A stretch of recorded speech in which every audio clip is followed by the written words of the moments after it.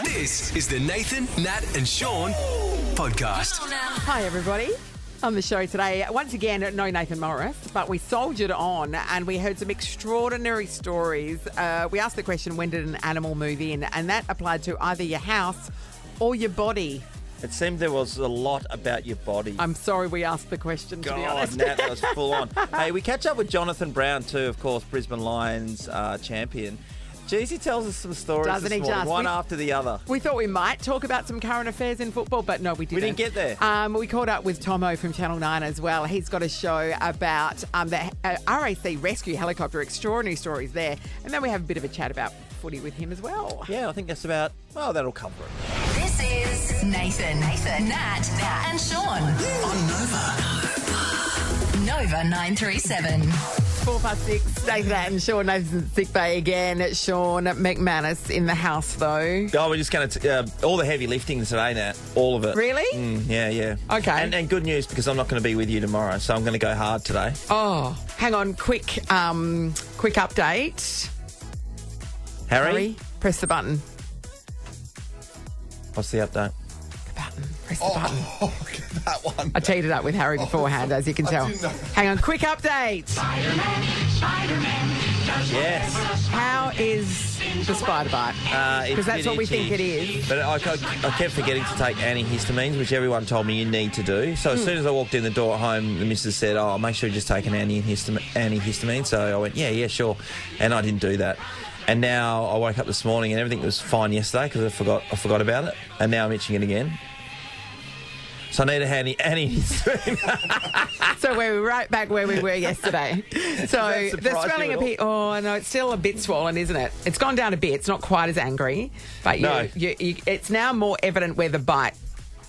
Like you can see Yeah, it clearly is, where isn't the it? bite was. Yeah. I do feel like, lot of talk people- about all those spiders coming out of your skin. I was waiting for that to A happen. lot of people on their socials were like, "Oh, I hope it's not a white tail spider because that's one that rots your flesh." Are you concerned about that at all? Yeah, got to put more thought into it, yes. But I'm one of those So- people who leaves everything and just goes, You're you know. fine as long as you don't think about it. Yep. Is that what you're saying? All right, no worries. You could go to the gym or do the shopping or go to work. But what if you went in a beachier direction? You're only a what if away from a holiday with the What If app. Book accommodation, flights, packages and more. What if it's Aussie for travel? It's the Bank West vending machine. Let's hear it for Bankwest, home of the good stuff. Let's crank up that Bankwest vending machine. It is stuffed full because it's the home of the good stuff. Certainly is. Steve wants a part of it this morning. G'day, Steve. Morning, guys. How you going? Hey, Steve. What are you up to today? Just working. Yeah, same. Well, that's not exciting at all, is it, guys? Yeah, but hopefully we can lift your spirits, Steve, by you winning something, well, some of the good stuff here from Bank West. Shaun, you're going to get over to the vending machine. Yep. Off he certainly goes. will. See ya. He's embarking on the long journey. I'm here. He made it. Well done. Safe travels, my friend. All right. Sean's going to put the 10 cents in, Steve. You just have to tell him which buttons to press. Now, A, B or C, and then a number 1, 2, 3 or 4. What do you reckon? What are you feeling today? Maybe C2. C2? C2, we haven't had a C2 for a while. All right. Okay, The 10 cents is going 10 in. cents is going in. Super cheap here. And it has dropped. C2.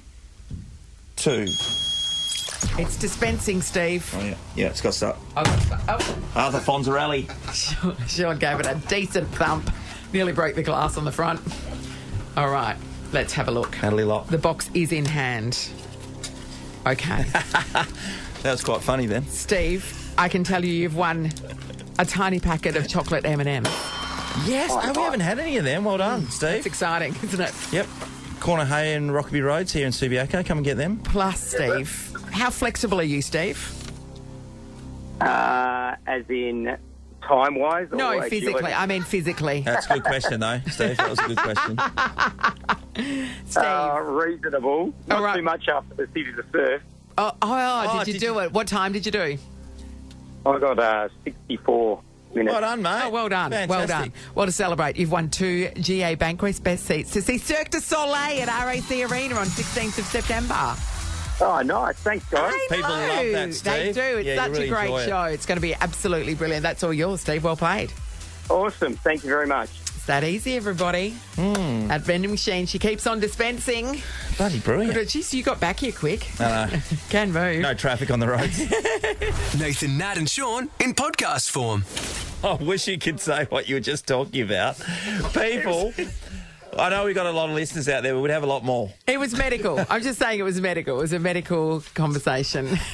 Actually, we'll tell everyone, we're talking about injections. Yes, That's we what were. we're talking We about. were. We were. Because Shaun's having an injection today, and he was talking to me about when he had it for osteitis pubis. Yeah. Which is in a delicate area. Yeah, it's just above your penis. Your papitas. Just above your papitas. And they put a local in, first of all, so you're watching somebody do that into you.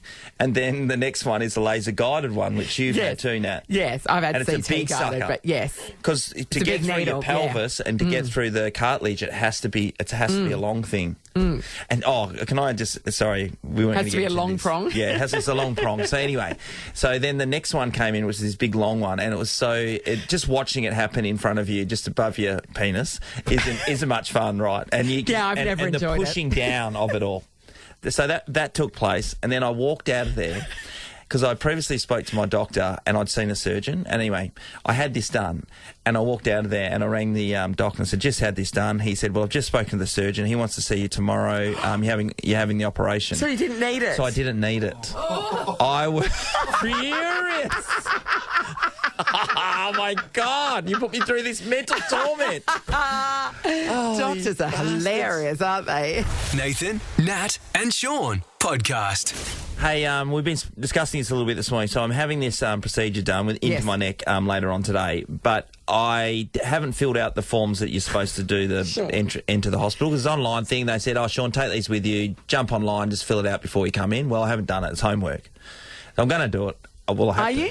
Well, I hope so. Unless someone else wants to do it for me. And also, what other instructions did they give you? Don't eat after 6 this morning. And are you abiding by that? No, we're having breakfast. I've just ordered something. Yeah, because Amy was just on the phone ordering you breakfast. Yeah, so if anyone really knows if that's real, because I'm pushing the boundaries. Anaesthetists. It's not easy for a girl with a lisp to say.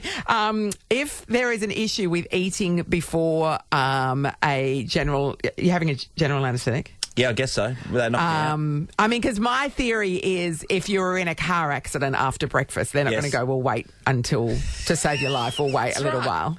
So, brilliant. I mean, I guess in a perfect world... Like, I couldn't eat when I had my gastric sleeve, but that makes sense because they're operating on my stomach. Yeah, sure. So my thing was that, as long as I haven't eaten, I don't know. A lot? Yeah. or really close. I think it's going to happen after lunch. Are you going to have lunch? How far can I push it?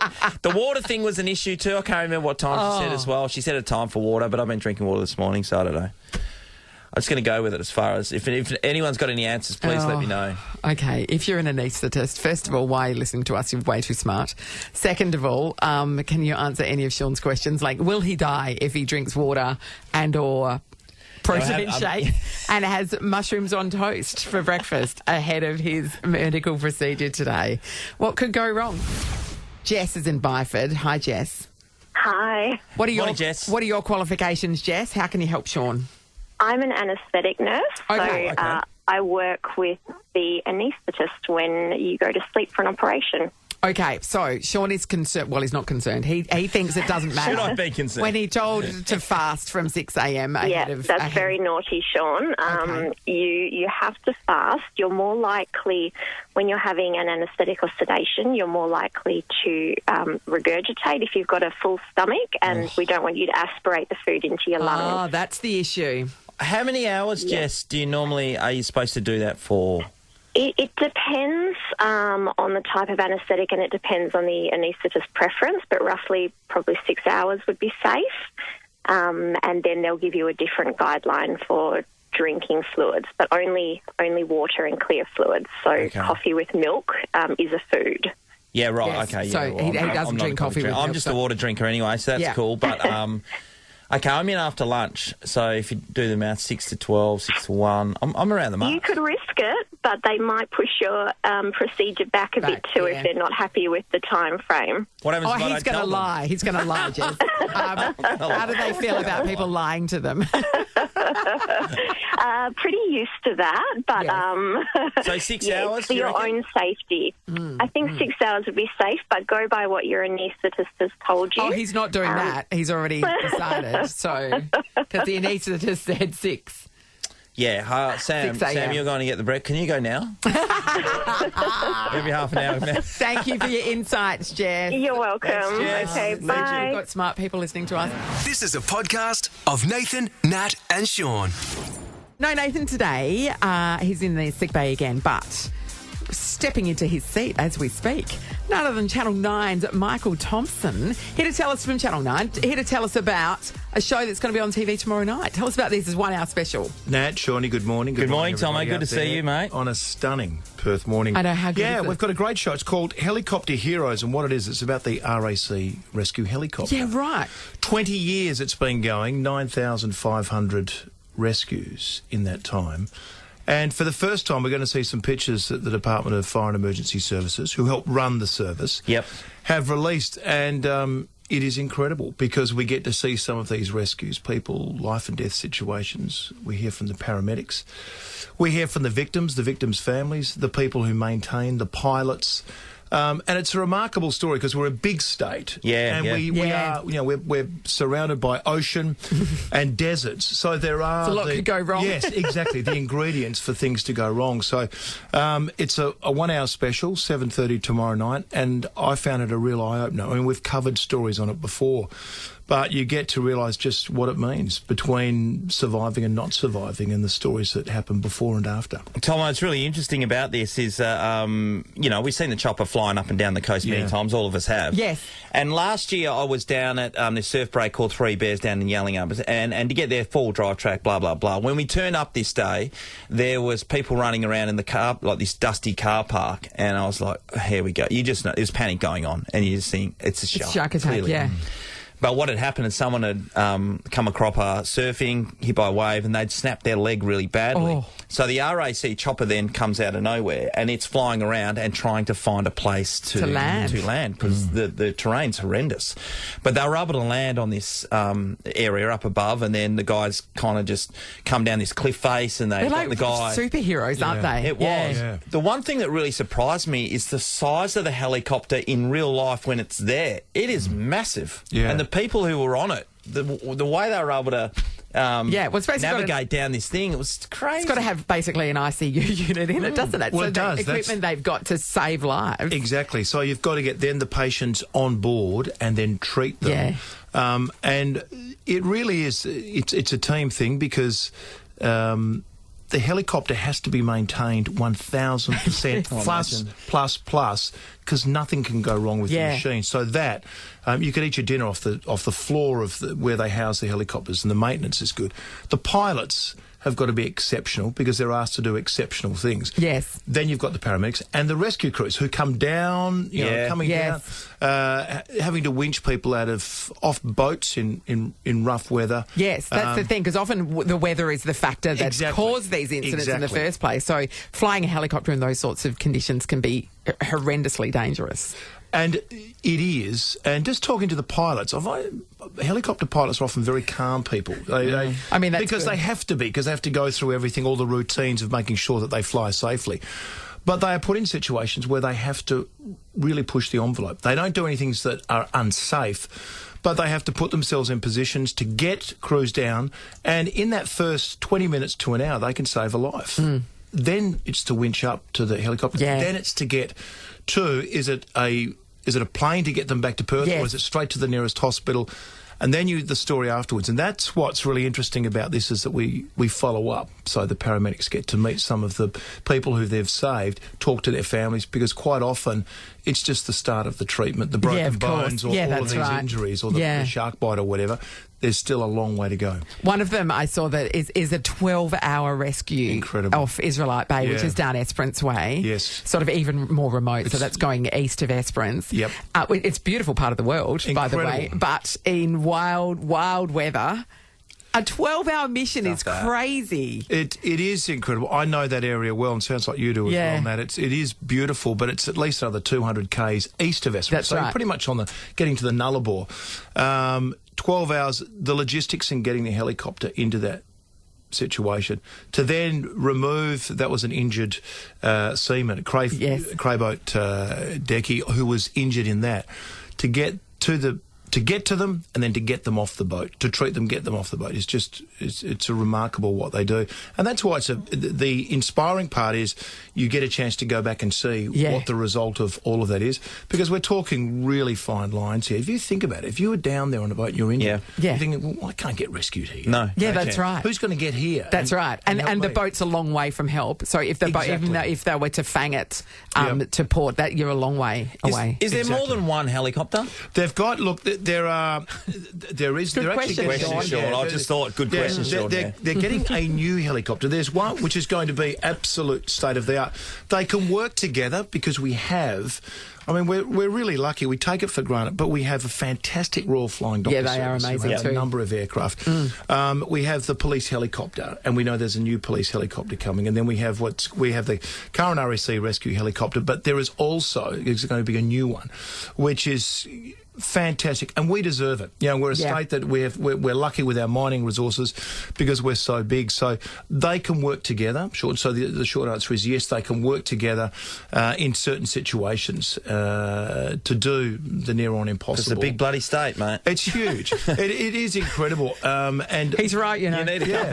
yeah. And when we're down at Janicon in the hangar, everything is down to the second. Like you look, all the rosters, everything is down. So you work shifts, but everyone has to be sharp and ready to go. Yes. Bang, you're off. And then those next 2, 3, 4, sort of thing. 8 hours, 12 hours can mean the difference between Well, you life and hope death. you never need it. Exactly. But if you do, Jesus, you're very grateful they're around, aren't you? Absolutely. And we are lucky. We're really lucky to have it. I think the situation that we face now, if you get injured somewhere, even in a remote location, there's a pretty good chance you're going to be okay. Yeah.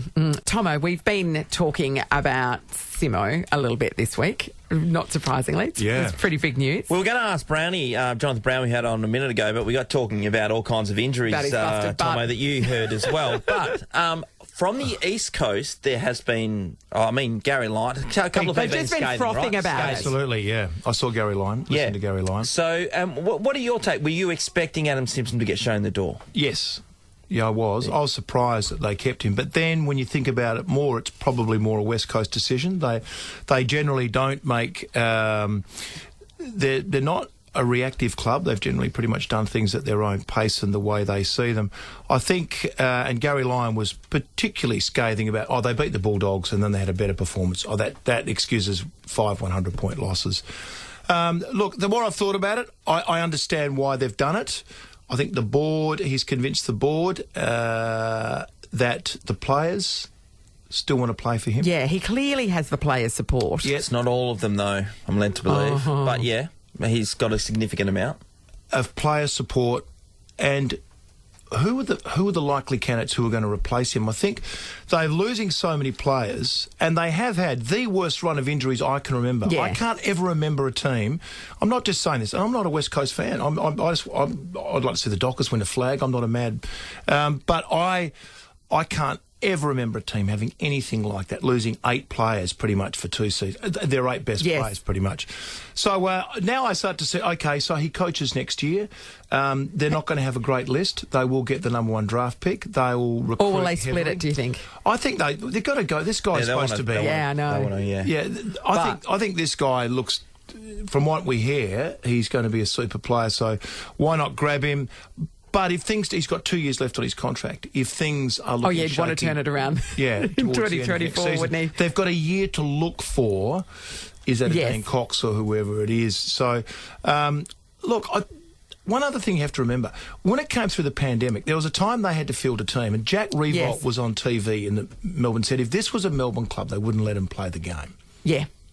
When they were getting And I people agree from the with that. amateurs Oh, it's to play. ridiculous. No, just think about it. Yeah. So this is a club, and as I say, I'm not here to make excuses for West Coast because I don't need to. But they did have and people do tend to forget that. They had a shocking run there for a while. Now, people would say, well, they should get better soft tissue specialists and why they're getting all better these injury injuries. management, whatever. Yeah, I don't know about that. I'm not a specialist in that field. But Adam Simpson's got the job. A lot of pressure from game one. They'll get a decent draw. They should get a very good draw. They will. Finish last. So they should get a particularly first round draw or first part of the season draw. So we'll have to wait and see. They're lacking in solid talent through the midfield. Liam Ryan, you forget he's a quality player. Oh, he's an A-grader, Hardly played a game. Yeah, he hasn't played since the first derby. Yeah, which is when he pulled that hammy off his bone. Yeah, absolutely. But he was one that I would say, and a number of other players who haven't been fit enough over the last couple of years, in my personal opinion. Sure. So this is the overweight. Come on. Yeah. Well, he could be fitter, and he's a star, and he could dominate an AFL game. Super player. A couple of years ago, they elected to go a bit soft on their players, and it's probably proved to be. Why would you do that?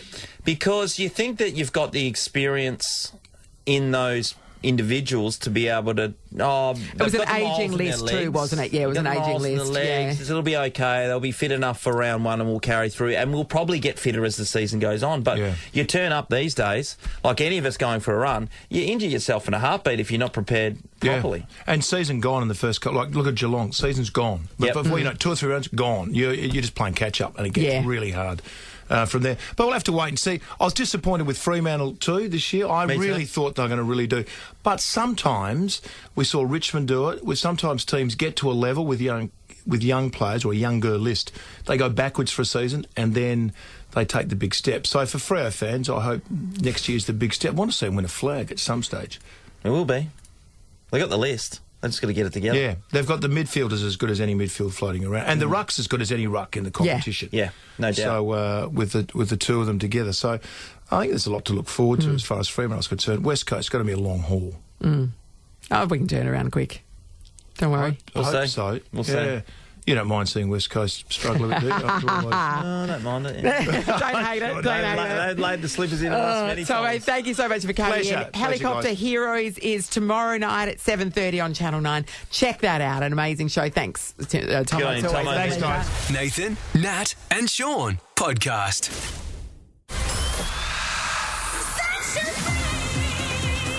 Nova's 100 grand or 100 in the hand. Thanks to Liberty. Loans for free thinkers. Got a grand idea? Free think your way to a home, car or personal loan with Liberty today. Eligibility and conditions apply. All right, let's welcome to the show Kelly from Mandurah. Good morning, Kelly. Good morning. Oh, you got through, Kel. Well done. Hey. Woohoo. I mean, that's half the battle, to be honest, but now you've got a big decision to make. That's the thing, Cal. You can take the $100 that we're offering right now, or you can go in the running for $100,000 financial freedom that can change your life. And at this stage, because we're all about full disclosure here, there are 227 people in that draw. It will increase, obviously, but as it stands, does that alter the way you think about it, Kelly? No, not at all. Not at all. So what's it going to be then? I think I'm going to go the 100K. You've got to be in it to win it, Kel. Right. What would you do with 100? What would 100 do to your life? Oh, so much. So much. Set my girls up for a little bit and then take care of myself. Oh, that'd be nice. That's good. Got your priorities right, I see. Yeah. Yeah. All right, well, officially, you're in the running, Kelly, so good luck. Thanks so much, guys. Appreciate it. Have a great day, mate. Nicely done. This is the Nathan, Nat, and Shaun podcast. Whenever you need a burger sizzled or a terrible dad joke. Hey, son, how do you make a burger smile? You pickle it gently. Yeah, good one, Dad. It's Griller Warfare. Nothing excites the guys more than food. And if your dad is the same, the Jerky Co is the perfect Father's Day gift. Sort Dad's Prezi out now at Jerkyco.com.au. And to prove his shops that he is a father, Shaun just said that joke's not that bad. I thought it was all right, actually. I'm going to use it. Yeah, pickle Collarbone. it gently. We are celebrating Father's Day this Sunday, everybody, with $5,000 cash from the Jerky Co. And we wanted dads to tell us why their burger is the best in town. And then if we choose your burger, you will be coming here on Friday and getting up in our grill and making it for us and a panel of judges. And the best burger wins $5,000. I like the sound of that. Mark is in Churchlands. Good morning, Mark. Morning, guys. How are you? Yeah, awesome. We're good, Mark. Are you a burger chef extraordinaire? Unfortunately for my waistline, yes, I am. Okay, what's your go-to specialty? My go-to is a fried chicken burger. I have 3 teenage boys, and I don't know, they always bring along about half a dozen mates each. Yep. And, we get the fryers going and we cook up a feed. You need to explain it a bit more, Mark, and delve into how you make them. Is it the buttermilk fried chicken? How do you... Yep. Yeah, buttermilk, brined overnight, about 15 secret herbs and spices. 15, in the barn. Yeah, there's a lot of little bits that go into it. We've also got pickles to cut through, a bit of barbecue sauce, and then it's up to the buyer of whether they go some slaw and cheese or the normal Chardo lettuce salad and of course Kewpie mayo. Which one do you prefer? Are you a salad guy or a slaw guy? Prefer the slaw. Yeah. Yeah. The slaw's the classic, isn't it? With it? Yes, it's the winner in our household. That's pretty good. Sure, Sean was just staring into the distance, because Mark. I'm seeing it. Really drooling slightly. How to taste? Harry's nodding. It's like a Labrador when you wave a treat in front of it. Juicy, crisp. It's beautiful. Potato bun. You hang there, okay? Righto, Mark. Strong contender. Troy's in Bassendean. Hello. Hi there. How you going, guys? Good, hey, Troy. Good, Troy. Okay, talk us through your burger. Why is it the best? All right, kids love it. We always get some fresh bread, pork mince and a burger with a bit of slaw on it. We call it the chili double pickle. Yeah. We got pickle on both sides of the burger, and then we make sure we use sriracha. A bit of heat. Chili sriracha to go through that with the what's it called? The QP sriracha sauce. Oh yes. QP. Oh, so it's the mayo mixed with the sriracha. Oh, okay. Yeah. Haven't seen that one. That's it. So a bit of heat, but also the smoothness of the mayo. That sounds nice. Yeah. I had pork burgers recently, actually, and they were nice. The pork on your fork. Thanks for your input. Pork on your fork. Yeah. All right, thank you, Troy. You hang there. Harry is in Craigie. He's our third contestant today. Good morning, Harry. Hey, how are you? Wonderful, Harry. Talk us through your burger, Harry. Why is it so good? Oh, well, it's sort of something me and my father have worked on for a number of years. He's obviously in the UK now, but I've moved over to Australia and I sort of give it to all my family now and everyone sort of rates it. It's a beautiful toasted potato bun with a pork and beef mix with a secret blend of herbs and spices through the mince. Yep. With a nice sear on it. Topped off with some pickles, some lovely shredded lettuce and some tomato sauce, and then it's a secret chipotle sauce that I add to it as well. Oh, a bit of chipotle. There's a lot of secrets here, isn't there? Yeah, there is a lot of secrets. Doesn't want to give anything away. Sorry, Harry, the chipotle sauce, do you make that yourself? I do make it myself, yes. Well, I mean, there's mayo's added to it, but I make the chipotle blend up that goes into it, yes. Yep. I mean... I know, it sounds good. I know. Sounds bloody good. It does. We've got 3 people who are vying for this opportunity to cook on Friday. So to recap, we've got the deep fried chicken burger. We've got the double pickle burger. Yes. And we've got the one with the chipotle mayonnaise, if you don't mind. Nice. Yeah, what are you going to do, Shaun? How are you going to pick? Well, we're looking around the room. You're and people a are dad. giving all kinds of finger signs at the moment. Okay. All right.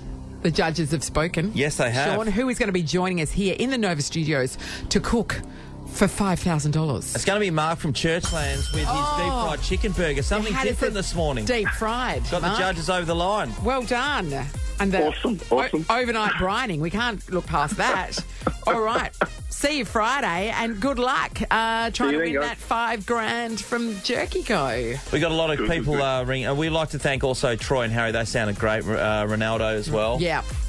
He sounded like he had a cracking burger. So many people. There's still another day to get involved. Nathan, Nat, and Shaun podcast. Couple of disturbing stories in the news yesterday. One was the worm in the lady's brain. That was amazing, Nat. This is an Australian story, so we're not used to this sort of thing happening. Yeah, so give us the background. She was having weird symptoms, like she was getting angrier than usual. She was forgetting things, headaches, body aches. It's fairly general stuff. They did a CT of a scan of her brain, and it showed that there was something in there. So they went in to get it. So a neurosurgeon, a parasite, got in, and it was alive. It was still alive, and they'd never seen that before. And it was quite long, and it was a worm that is normally found on pythons, and so. So it's a parasite that pythons ingest, from whatever pythons eat, and then the eggs are pooed out, and so somehow this lady had come in contact with python poo. She thought it was a python egg, maybe, and she no, they're tiny eggs. Python poo, tiny eggs. Yeah, and the python poo had a parasite in it, like a longworm that ended in her brain that was still alive. Correct. The weird thing about those parasites, you see them a lot. Is this a true story? I've heard this 1,000 times. People have parasites in them sometimes, and you hang a bit of meat out your bum, and they come out to get the meat. Is that real? Yes. So you all got the fishing line.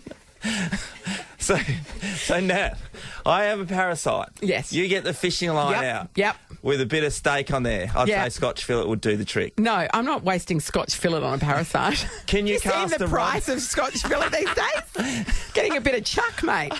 Okay, chuck. And a worm is going to come out your bum and go for this meat. But also the old trick that your mum used to swear by of putting sticky tape on your bum. Yep. Overnight, so that then because the worms get stuck to it when they go to stick their heads out. Harry, you're doing some research at the moment for us. Yeah. Are these real stories? My search history is out of control over here. There's nothing really. What have you Googled up. Exactly? Do you want to know my last search was waving meat in front of rectum to draw out parasite. Not much came up, to be honest. Really? Well, you're looking for videos, though, aren't you? You don't want any type of creature making a home in your body or your house or anywhere. Well said. Well, on top of that, then in other python-related news, there was the story yesterday of that massive python slipping out of somebody's sort of roof into a tree, and it was huge. That's Queensland for you. I don't trust that. I can't go to that place. It actually looked fake. It was that big. It was so big. Yeah. And I know that they do get, so what happens is they sort of live in the ceiling and then just get bigger because they eat rats and mice and bats and things, and so then they just get bigger and bigger until they either fall through the roof or they exit. Happens all the time. They fall through the roof all the time. I don't like that. I don't want to live with that like hanging over my head, literally. Do you know what I mean? No way in the world. No. You don't want that. We want to talk about when animals might have moved in. Either to your body. With this parasite. Yes. Which is absolutely horrendous into your brain. Or just maybe into your ceiling or your house. Yeah, our boss Joel, if we speak to him shortly, he can tell us a story about that. Another python-related tale. We've got $300 to spend at the Herdsman Market. Entertain this Father's Day with our state's best produce, all under one roof at the Herdsman Market. That's going to go to someone for giving us a call. All right, all we want to know is, did an animal move in, whether it got literally under your skin or whether it just decided that your house was the place it wanted to be? It might have moved into the shed, could be anywhere, but you haven't invited it in. It's just moved in of its own accord. Joel, who works with us here at Nova. Hello, Joel. Hey, guys. How you doing? Now, Joel, we're still scarred by that time that something moved into your mum and dad's kitchen. Yeah, full context here, they installed a brand new oven into their kitchen. Yep. And it sounds a little like Brian and Marlene here, where the oven didn't quite fit. There was like a good 2 to 3 inch gap with the new oven when it went in. Yeah. But they just thought, oh, bugger it. We won't get it fixed. We'll just leave it like that. And then one day, Mum sent me this photo, and they live in Darwin in the Northern Territory, so this kind of makes a little bit of sense for them. But there was this gigantic, fat-as python living on top of their oven in their kitchen. Oh. And this thing was a monster. And weirdly enough, my mum is scared of her own shadow. Yeah. She was not fussed by this at all. She sent me a screenshot and said, how funny is that? We've got Monty the python, who's normally up on the balcony upstairs. He's moved into the oven. Problem was, the snake catcher couldn't come and get it until he actually saw it. So the python would just disappear up above the oven and wouldn't come out sometimes for days. So he couldn't come and get it for like 3 to 4 weeks. The python was inside the kitchen for 3 to 4 weeks. Yeah. Yeah, it would disappear every night, and sometimes it would come out in the morning, and they'd call the snake catcher, and he would come over. It would take him 30 to 40 minutes to get over, and then he would disappear, couldn't get him. So he lived in the house for at least a month, and this thing was huge, Shaun. So were they able to use the oven, Joel? Well, I had this theory that obviously, well, not rocket surgery, is it? That the oven made it nice and warm and toasty for him so that he would come in at night and maybe just hibernate in there. But anyway, I'm not a snake expert, but clearly they eventually got it. And they got it out of there. How did your mum sleep at night? Perfectly fine. It's very strange. I mean, Darwin people are a bit weird because we have king brown snakes in the backyard all the time. Gigantic spiders live everywhere, and for some reason they were just perfectly... I mean, it was a non-venomous snake. It was like a python. Yeah, I know. But tree they python, can still kill you because they strangle you while you're sleeping. Well, you know, it gets pretty hot in the tropics. It might actually feel nice having a cold snake. A cold snake. All right, a Well python said. in the kitchen for 4 weeks. That's an animal moving in. Thanks, Joel. Ian's in Waikiki. Hello. Hi, how are you? Great. Good, Ian. Ian, what moved in? Oh, when I was in the Navy, I had a ingrown toenail cut out. Yeah. And they bandaged it up, and then during that week, I could feel things moving my toenail. And then when they took the band-aids off, it was just all full of maggots. With the blood. So how did they... What? A fly got underneath you? Yeah, you got a fly blown What the hell? A fly must have got underneath there or laid eggs or whatever, but then there was just maggots, heaps of maggots, and I could feel them moving. So when they undone the bandage, there's all these maggots just sitting there. Stop saying more maggots. sucking on the blood. Ian, have you seen Gladiator? Hey? Have you seen the movie Gladiator? Yeah, I've seen it a few times. Mate. Okay, yeah. so that's what they do to clean the wounds. They do, because they must have been perfect. dead tissue. And the funny part was the doctor said, "Well, it hasn't hurt you because they do. They clean infections." And I said, "Well, just get them out." Yeah, what do you just get morphine and go? Yeah, that's right. Yeah. Bit of peepo. And my nickname for a couple of weeks was FBI, fly blown Ian. So, that's a mouthful, and that works. Fly blown Ian. That's so funny. Oh, thank you, Ian, for that super disturbing image. Thank you. Jenny's in Craigie. Hello. Hello. Hi, Jenny. Jenny, what moved in? Morning. It's actually my son. He had a scorpion move into the back of his ear. It was wrapped around his ear. A scorpion, Jenny? A little scorpion, yeah. He'd been camping with his mates in the bush up at the back of Craigie dump area up there, actually the water series area. Anyway, he'd been with his mates on the weekend, and he was itchy for a few weeks, and he said, my mum, he used to scratch it every time it got itchy. Anyway, he said, Mum, can you have a look? There's something itchy at the back of my ear. Anyway, it was a scorpion wrapped around his ear. How big was it, Jenny? Oh, just a tiny one from the bush, yeah. Yeah, little ones that Jenny, they have out. can we go back to the part where your son went camping at a water sewage treatment plant? Yeah, that's fine, yeah. The little kids up there, and when they were about 12 and 13, used to just go and camp with their swags overnight in the water sewage. These days, parents would be locked up if you let your 12-year-olds do that. No, that's fine. That is bit of fine. bush. Yeah, absolutely bit fine. of bush, bit of bush 10 minutes from home, that's fine. These swags, that's so great, the great outdoors. Oh, Jenny got a quiet night at home. It was brilliant. Thanks, Jenny. Kate's in Kalamunda. Hello. Hi. All right, Kate, what moved in? So my mum's a nurse, and about 5 years ago when we were living up north, they had a tourist come in that had been camping around the Cape Near Exmouth. Yep. And she had a big blister on her cheek that she thought must have been bitten by something. Yes. And when they were examining it, it was moving. And so they've gone to pop it, and they've had like hundreds of baby spiders run out of it. And they've had to get like the nurses and doctors to like try and block her nose and ears while all these so they didn't spiders crawl in. Oh, absolutely disgusting. That's what we think is going to happen to your arm, Shaun. Yeah, we do, actually. Because I We thought it could was hear just an these urban stories. myth, but it does actually happen, does it? It Yeah, must do. yeah. So she camping and obviously been, like, maybe had a little wound and, oh, yeah. She said it was absolutely horrible. Like, there was just spiders all through the room. Why does a spider bite you and then impregnate you with eggs and stuff? Well, because they want there to be more spiders in the world, don't they? Like, I guess I'd do that. Righto, now that was pretty good. It is, isn't it? I'm just trying to Google if it's possible. Okay. By the way, while you're doing that, we've still got one more. Oh, Tracy. one more. Tracy's in Sorrento. Hello. Hi, how you going Good, there? Trace. Trace. Now, did an animal move in? What happened? Animal moved into my husband. We'd actually been camping. We bought a property up Dongra, and he was like doing his crocodile D impersonations at the time, and so we had a nice camping night out, and invited to pretty much the hillbilly's place, the next door for a barbie. Yeah. Halfway through that barbecue, he discovered when he went to the toilet that he had a bit of a problem with he had a tick in his willy. Oh. Made for a pretty adventurous afternoon because we were all drinking port out of midi glasses. Yes.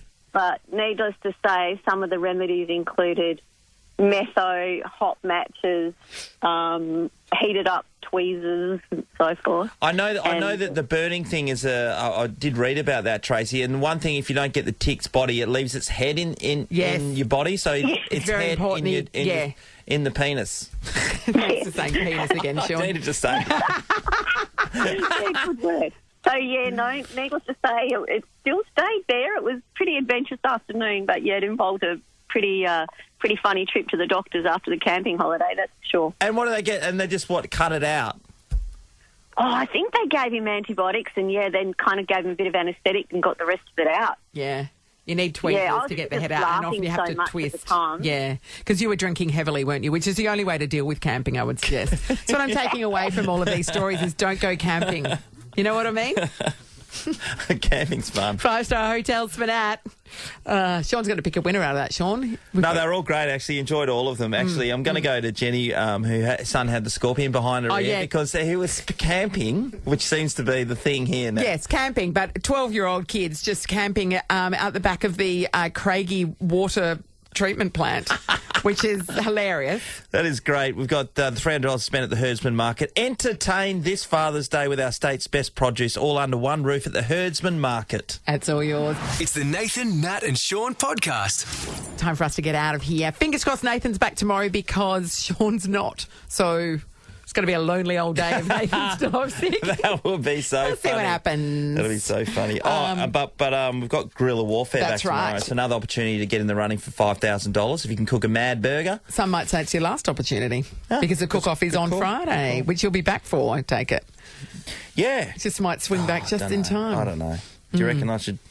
Just take milk an it extra as much? day? No, Harry's saying milk it. So we'll just see how I'm feeling. Okay, up to you. Hello, Ross. Hello, guys. I mean, it would be very interesting to hear a solo show from Nat tomorrow. No, I think it'd be the Nat and Harry show, wouldn't it, Harry? Yeah? Yeah, I'm ready to go. Yeah, we'll just rope in anyone who's here. You'd have to make a guest appearance yourself, Ross. Yeah, well, if that would happen. Actually, Harry's getting a bit sick, so he could be off. Nah. I'm on the way up. Look at him. You don't sound it. I'm He's good. a soldier. I feel fine. You don't sound like Mr. Burns. I mean, he's full of resentment, but you know. Well, that's common around here. Yeah, that's right. Nathan, Nat and Shaun is a Nova podcast. For more great comedy shows like this, head to novapodcasts.com.au. Nova.